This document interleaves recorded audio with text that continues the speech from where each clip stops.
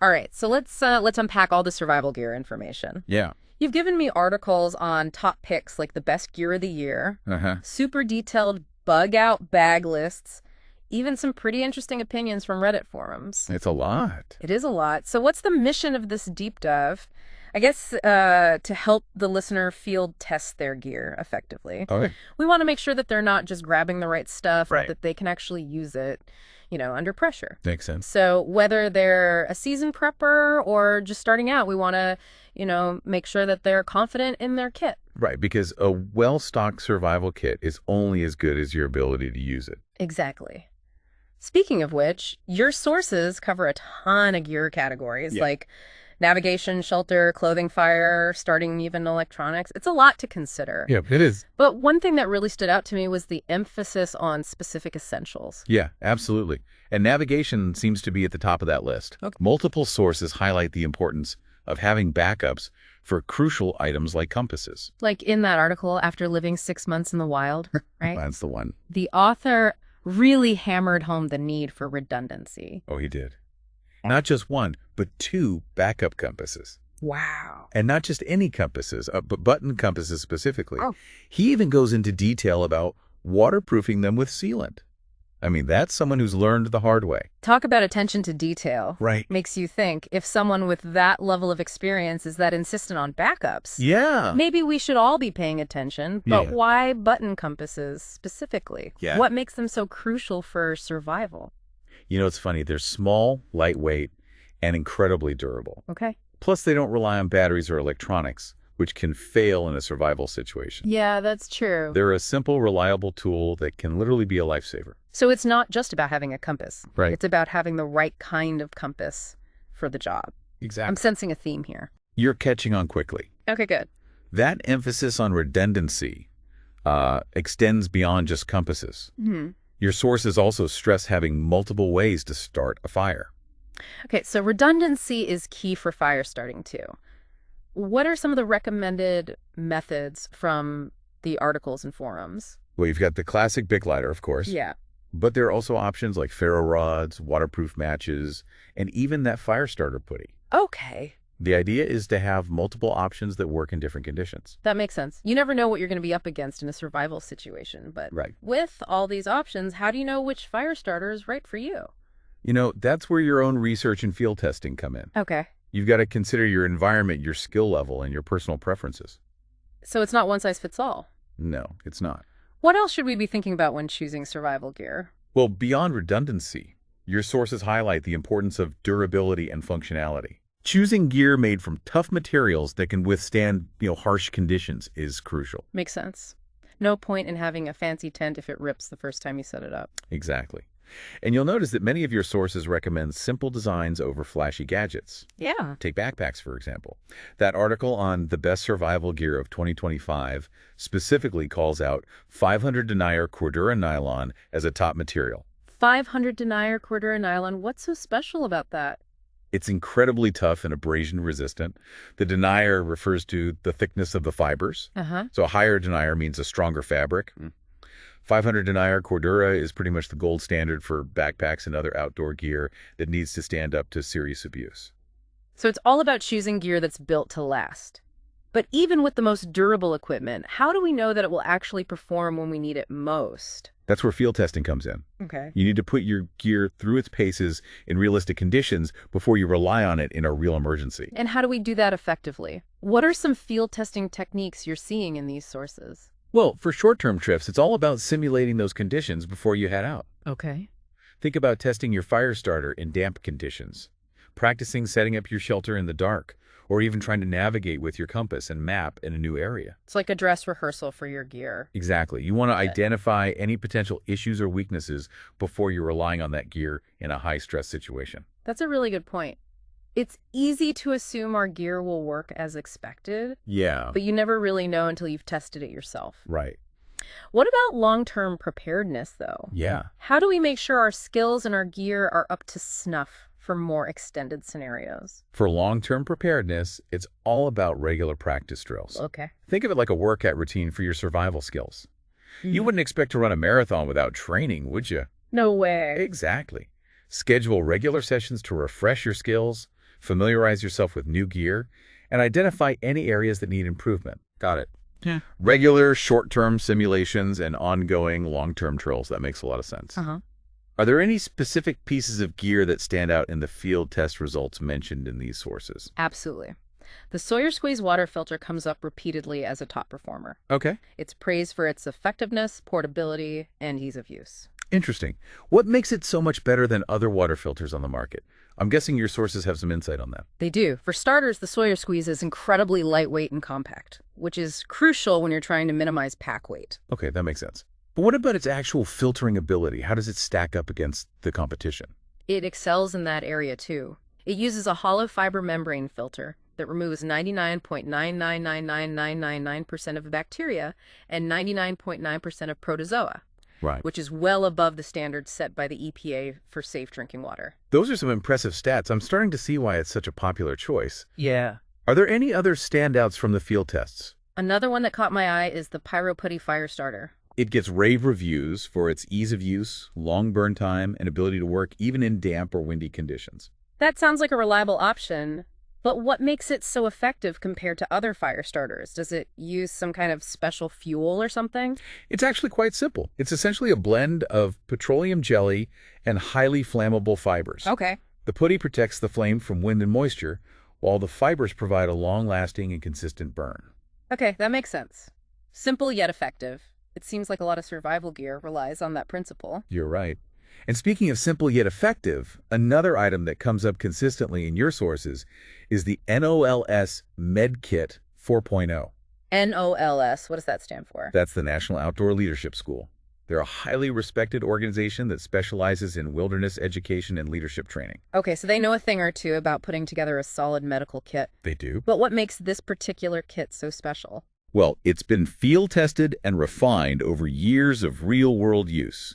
It includes a comprehensive selection of supplies to address a wide range of injuries and illnesses you might encounter in the outdoors. So we've got a top-rated water filter, Right. a reliable fire starter, and a comprehensive medical kit.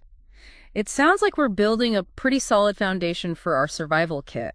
Yeah. But what about pre-made survival kits? Are they worth considering, or is it better to build your own from scratch? That's a great question, and there's no easy answer. Your sources offer a range of perspectives on this. Well, let's unpack those perspectives then. What are the pros and cons of each approach? Some folks in the Reddit forum, for example, swear by building their own kits. They argue that it allows for greater customization and a deeper understanding of each item. That makes sense. If you're building your own kit, you're forced to really research each item and understand its purpose. Exactly. Yeah. But there are also strong arguments for pre-made kits, especially if you're just starting out or need a reliable grab-and-go option in an emergency. Yeah, that convenience factor is definitely appealing. It is. Yeah. You know, everything's been carefully selected and tested, but how do you choose the right pre-made kit? There are so many options out there. That's where your research comes in. You've got to consider your intended use budget and the specific items included in each kit. Luckily, you've included some popular pre-made kit options in your sources. Everlit, Okay. My Medic Uncharted Supply, Echo Sigma Preppy. Each has its own strengths and weaknesses. Okay, so we've got some options to explore, but let's move on to some specific expert gear insights. I'm especially interested in the Hill People Gear Umlindi backpack. Okay. It gets rave reviews for its ruggedness in your sources. It does. What sets it apart? The Umlindi is known for its incredible durability and modularity. It's built from those tough materials we talked about earlier, and it's designed to be customized to your specific needs. You can add or remove pouches and compartments depending on your mission. Plus, it's made in the USA, which is a big selling point for some folks. Okay, so it's tough, adaptable, and American-made. What about the other expert picks mentioned in your sources? Another one that stands out is the LT Wright Genesis knife. It's handcrafted with a durable micarta handle and a versatile blade shape that can handle a variety of tasks. It sounds like a true workhorse. Yeah. What about tools for more heavy-duty tasks? For that, the Gransfors Brook Small Forest Axe gets high marks. It's incredibly well crafted and packs a surprising amount of power for its compact size. So we've got a rugged backpack, Yeah. a versatile knife, and a powerful axe. But all this talk about high-end gear is great, but what about something as simple as a lighter? Does it really matter which one you choose? It can. Your sources actually highlight the Bic Classic Lighter as a must-have. Really? What makes it so special? It's simplicity, reliability, and wind-resistant flame. In a survival situation, you want tools that you can depend on. Right. And the Big Lighter has proven itself time and time again. So we've covered a lot of ground here, from essential gear categories to specific expert recommendations. But all this talk about gear is great. But what about real-world application? How do we know if our gear will actually perform when we need it most? That's where field testing comes in. Okay. And you've included a great example of this in your sources. Remember Bill Burton's experience with his NRS toaster mitts? Oh, yeah. That story about him surfing in Lake Michigan in the middle of winter? That's the one. What happened again? He was out on New Year's Eve when he capsized. He needed to release his spray skirt to escape. But those thick mitts made it impossible to grip the loop properly. Oh, wow. Yeah, he had a moment of panic, but then he realized he needed to insert his thumb into the loop instead of try to grasp it. Gotcha. Luckily, he managed to free himself, but it was a close call. That's terrifying. That's a perfect example of why field testing is so crucial. It is. You might think your gear is great, but until you've tested it in realistic conditions, you never really know how it will perform or how you will perform while using it. Exactly. Bill's story highlights a crucial lesson. Practice emergency procedures while wearing your gear. You need to know how your equipment affects your dexterity movement and overall ability to react in a crisis. So what does this all mean for our listeners who are just starting to build their survival kits? What are the key takeaways from this first part of our deep dive? I'd say the big takeaways are redundancy, durability, functionality, and field testing. Don't just focus on having the right gear. Make sure you have backups for crucial items, choose gear that's built to last, and practice using it in realistic conditions. Great advice. Yeah. You mentioned wanting to be ready for both short trips and long-term scenarios. Yeah. So let's talk about how those goals influence your field testing. Okay, that's a good point. It's easy to get overwhelmed thinking about all the potential disasters out there. Like, what if this happens? What if that happens? Exactly. So let's break it down. For those shorter trips you're planning, think about the specific challenges you might face. Okay. What are the weather conditions like? Yeah. What kind of terrain will you be navigating? Will you have access to water? Okay, so I need to tailor my field tests to those specific conditions. Precisely. For example, if you're planning a hiking trip in a mountainous area, you'll want to make sure your backpack fits comfortably with a heavier load. Right. And that your boots can handle rocky trails. And that my navigation skills are up to par. Exactly. I'm sure those offline topographic maps you mentioned earlier would come in handy there. They would. And that's a perfect example of how technology can enhance our preparedness. But it's important to remember that technology can fail. So having those traditional navigation skills as a backup is essential. Right. Don't rely solely on your smartphone. Exactly. It could die, get damaged, or lose signal. But let's get back to field testing for a moment. One thing that really struck me in the Field Test Your Gear article was the emphasis on manual dexterity. Ah, yes. The ability to perform fine motor skills even under pressure and wearing bulky gear can be crucial. Yeah, Bill Burton's story about those bulky mitts really drove that point home. It did. Imagine trying to operate a zipper, a buckle, or even a first aid kit with numb fingers. It highlights how seemingly minor details can become major obstacles in a survival situation. Yeah. So your field testing should include practicing those skills. Can you open your water bottle while wearing gloves? Can you operate your multi-tool? Can you set up your tent in the dark? I'm starting to realize that field testing isn't just about checking if your gear works. Right. It's about testing the entire system you plus your gear.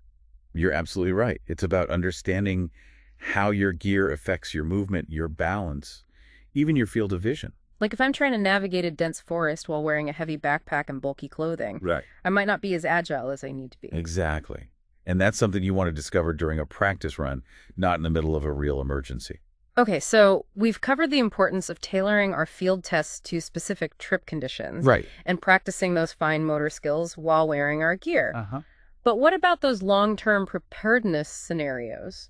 What kind of field tests are relevant there? For long-term scenarios, it's about pushing your limits and testing your resilience. You want to simulate situations that challenge you both physically and mentally. So we're talking about more extended trips, maybe even solo expeditions. It could be anything that forces you to rely on your skills and gear for an extended period. Maybe you try a weekend camping trip with only your bug-out bag. Or maybe you participate in a survival schools course led by experienced instructors. Those sound like pretty intense experiences. But what's the benefit of pushing ourselves to that level? It exposes weaknesses or gaps in your knowledge that you might not discover in a shorter, more controlled field test. It's about building confidence and resilience, knowing that you can handle whatever comes your way. Yeah, I see the value in that. It's one thing to practice setting up your tent in your backyard. Right. It's another thing entirely to do it in the middle of a storm with limited resources. Exactly. And those challenging experiences can be incredibly empowering. You learn to adapt, to problem solve, to trust your instincts. It's like you're forging that mental toughness that's so crucial in a survival situation. But we've talked a lot about the physical aspects of preparedness. What about the mental side of things? How do we prepare for the fear, the uncertainty, the potential for panic that can arise in a survival situation? That's a crucial aspect of preparedness that often gets overlooked. And it's not something you can just pack in your bug-out bag. Right, you can't just throw a positive attitude in there and call it a day. Yeah. So how do we prepare for that mental challenge? It starts with self-awareness. Oh. How do you typically react under stress? Okay. Do you tend to freeze up, become impulsive, or withdraw? Once you understand your own stress responses, you can start developing strategies to manage them. Okay, so it's about understanding our own mental and emotional patterns. Exactly. And then it's about practicing those coping mechanisms in controlled environments. Okay. Maybe you try mindfulness meditation to cultivate focus and emotional regulation. Or maybe you engage in challenging activities like rock climbing or martial arts to push your comfort zone and build confidence. I like those ideas. It's about using those activities as a way to simulate the mental and emotional demands of a survival situation. But what about techniques specifically for decision-making under pressure? Yeah. That seems like a crucial skill in a survival scenario. It is. And there are specific techniques you can practice to improve your decision-making abilities in high-stress situations. One technique is called the OD loop. Okay. It stands for Observe, Orient, Decide, Act. OD loop. I've never heard of that before. How does it work? It's a framework developed by a fighter pilot named Colonel John Boyd. The idea is to cycle through these 4 steps rapidly to gain an advantage in a dynamic situation. Okay. First, you observe the situation, gathering as much information as possible. Then you orient yourself within that situation, understanding your position and the potential threats. Yeah. Next, you decide on a course of action based on your observations and orientation. And finally, you act on that decision decisively. So it's a way to break down a complex situation into manageable steps and avoid getting overwhelmed. Exactly. And by practicing the OD loop in controlled environments, you can train your mind to react more calmly and effectively under pressure. That's a really valuable tool. But what about those times when, despite our best efforts, panic starts to set in? What are some techniques we can use to regain control in those moments? There are a few techniques that can be helpful in those situations. One is called box breathing. It's a simple breathing pattern that can help calm your nervous system and regain control of your thoughts and emotions. Box breathing. What does that involve? It's very simple. You inhale slowly for a count of 4, hold your breath for a count of 4, exhale slowly for a count of 4, and then hold your breath again for a count of 4. You repeat this cycle for a few minutes, focusing on the rhythm of your breath. That sounds easy enough. Are there any other techniques you recommend for managing panic? Another technique is called grounding.